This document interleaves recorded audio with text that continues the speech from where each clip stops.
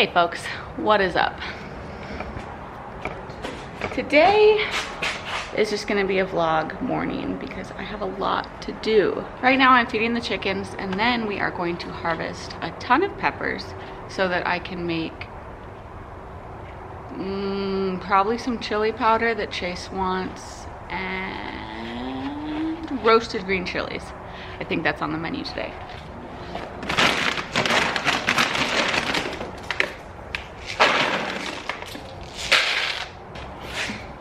So I measured this out once.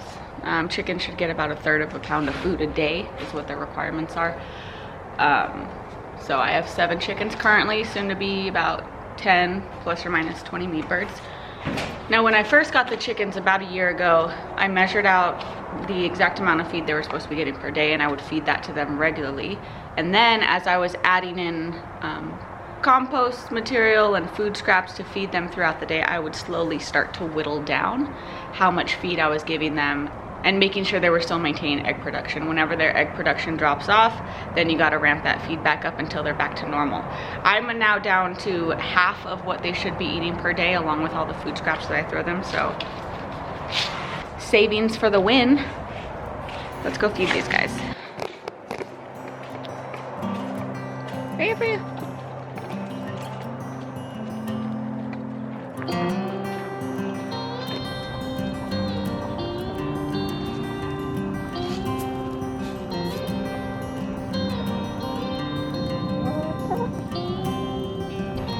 So this is our current pepper haul. To about right here. Not bad.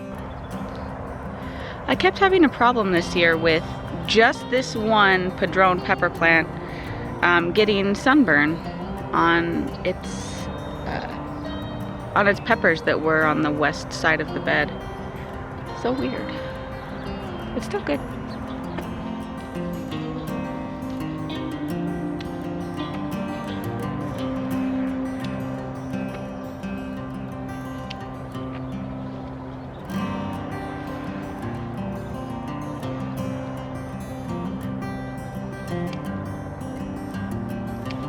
Well, all of the padrones are just about harvested, at least all of the ones that I want to get today.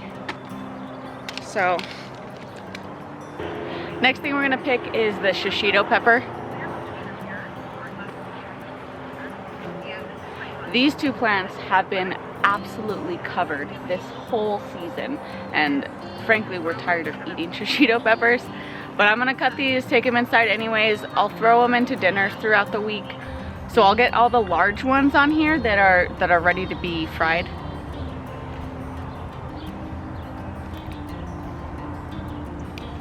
Which is about this size.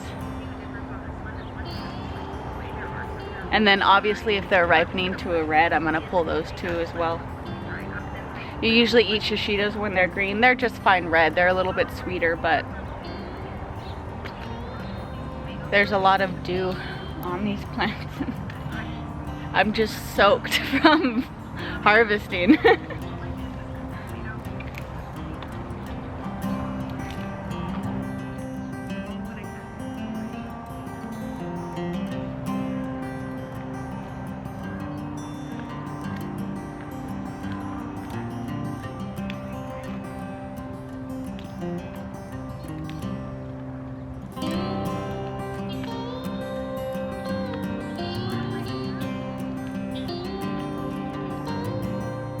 These usually aren't as easy to just pull off like that.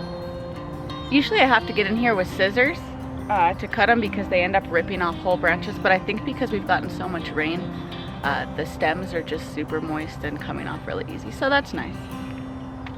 That's cool. Makes my job a little bit easier.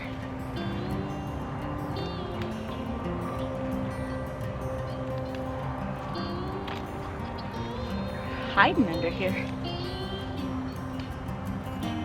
Whoa, that's a big dude.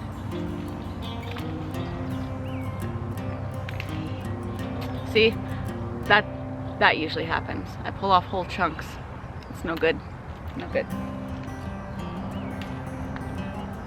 Now my mom has done this really cool thing with a couple of her pepper plants over the last 2 years, is that she has overwintered them in her garage, which has a southern facing window so that she can keep plants in there over the winter because they'll still get sunlight.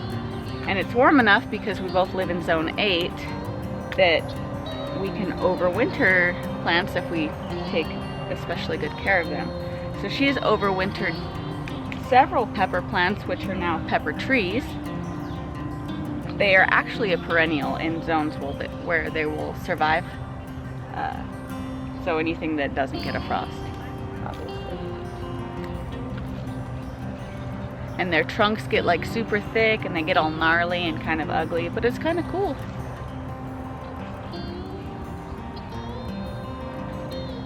I think that's about it.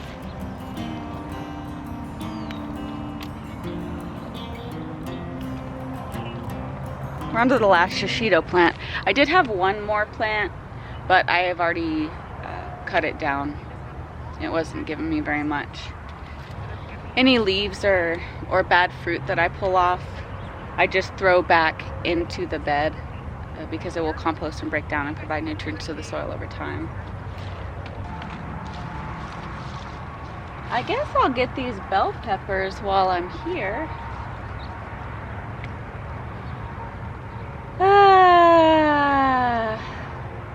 They're so pretty. They're actually a canary bell pepper, but they turn this purple before they turn yellow. It's gorgeous. So we'll get some of these banana peppers instead. I'm going to leave these on the plant to ripen to a yellow. Not because I necessarily want them yellow, but because I don't want to take them inside and I'll have to do something with them, and I don't have anything to do with them. I have too many peppers. Well, I knocked over my bucket trying to get a picture of a spider. And now my layers are all messed up.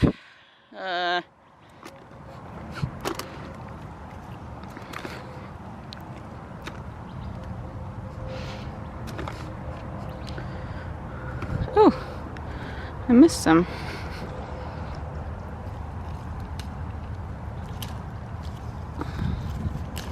So now we're on to harvest this guy. These Pekino peppers take so long to pick off the plant. So I'm absolutely gonna put you guys on a time lapse. See you in an hour.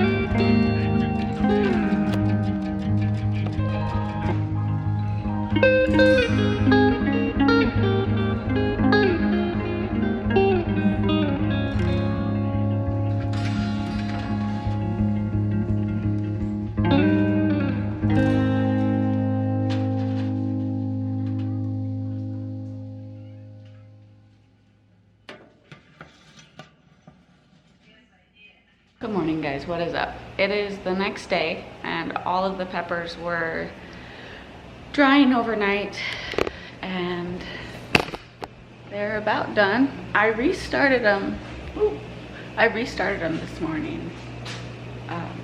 one issue I found with peppers is I end up having to dry them after the first time I think they're dry. So I actually dry them at 125, which is the recommended temperature for vegetables. The book, this one, with my dehydrator, which is a Kasori or whatever, I'm not affiliated. Most of them will come with a packet, and mine actually has temperatures and time for different sorts of things like fish, meat, vegetables, herbs. So if you don't know and you get a dehydrator, it will probably have that information for you. But otherwise, vegetables are usually dried at 125 degrees, and I put it in for 10 hours. And it wasn't quite dry when I was done, so I turned it down to 115 and then put it on for another 8, and then I'll probably just check it throughout the day to make sure, well, just to see when it's done. The reason I turned it down is because I've left it high at 125 and dehydrated it for a long time before, and it burned them. So this seems to work for me, keeping it at 125 for several hours and then dropping it down to 115 and letting it just push air through until they're crispy. And once these are nice and crispy, I'm just gonna stick them in my coffee grinder and grind them into a powder. So I'm gonna head out. It's 7 o'clock in the morning. I've got stuff to get started and probably another vlog to make, so I will see you guys soon.